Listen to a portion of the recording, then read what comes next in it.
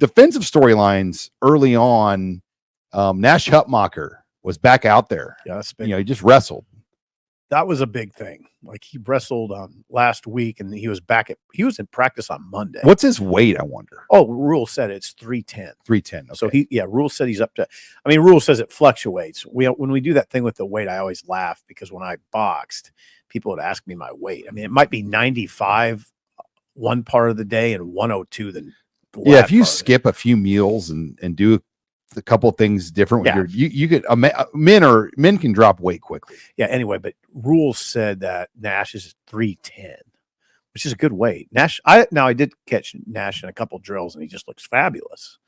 I mean, he looks incredible. I mean, Nash is that wrestling does not hurt you. Tanner Farmer. Yeah, Tanner Farmer was a good example.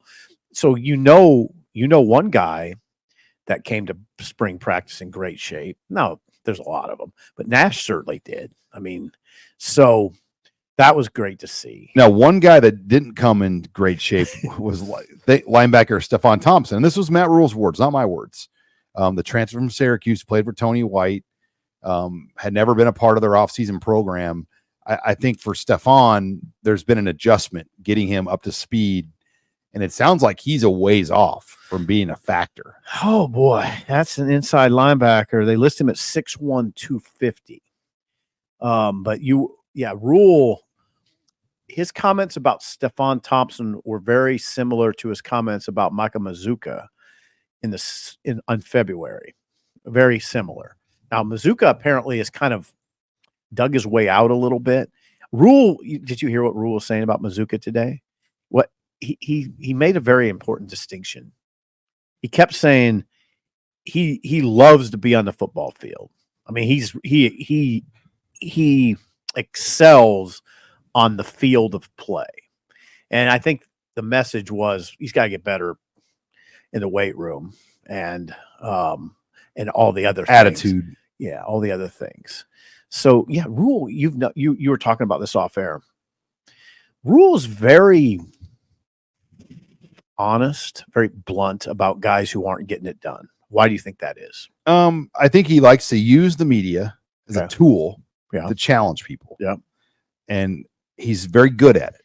Like he's as comfortable on that podium as I've seen a Nebraska coach. Yeah. And you also mentioned something too, that he doesn't want us, the media, to put false expectations out there, which we are wont to do. I mean, we will do that. And there's certain players that we've done it to that weren't ready. And it destroys the kid mentally. It can. Yeah. I mean, there's the rare exception where like a Wandale Robinson is like the real deal the minute they get here. That's like 1 out of 100 though. Yeah. Well, I know this. It often just doesn't. The media write something glowing about a player who's really not that good. Like Maurice Washington was he was a rare exception, like how he came in immediately and just dominated. Yeah, he did. And you generally know at certain positions right away on guys.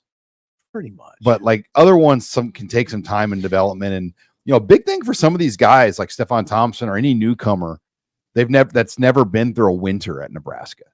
The winter program and then even the spring, it's different than most places they had been. So for these guys that joined the team last summer, that weren't a part of the winter, that weren't a part of the spring, I do think it's been an adjustment for some of these players at Nebraska going into this next year. Yeah, it was really interesting what Rule said about Stefon Thompson. And when you look over the course of time, you've covered how many head coaches. You never heard that from anybody. Times have changed. You didn't hear that much. Yeah, and with NIL and the portal, I mean, sometimes you're worried about guys, but now I don't think coaches are worried because guys are just going to leave anyway.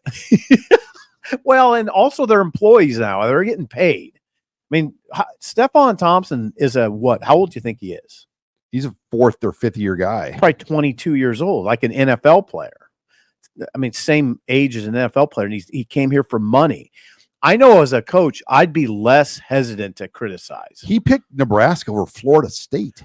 See, I'd be less hesitant to criticize because He's not a kid. If he's getting $100,000 or something. Yeah, he's not a kid. He's probably making six figures. Why is he? Why?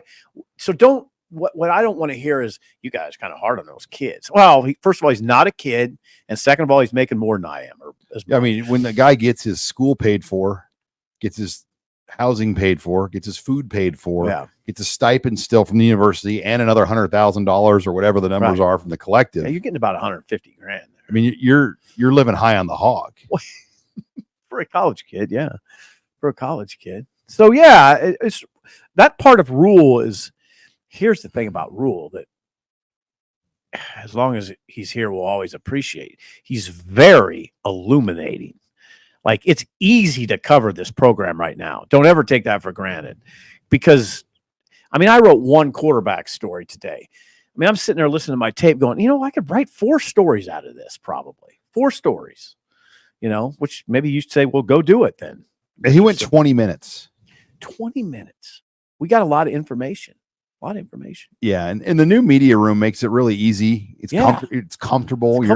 You have a table. You're plugged in. Yeah, you're like a college classroom. I mean, think about previous setups we've had to kind of cover. I mean, you're think about COVID when it was like Zoom. Oh, Zoom. I guess it wasn't COVID. Outdoor. Maybe the outdoor interviews. The outdoor interviews. Oh my God, it was freezing. Remember? Yeah, because we had to be safe. Yeah. I get you. I get you. We were safe though. Yeah.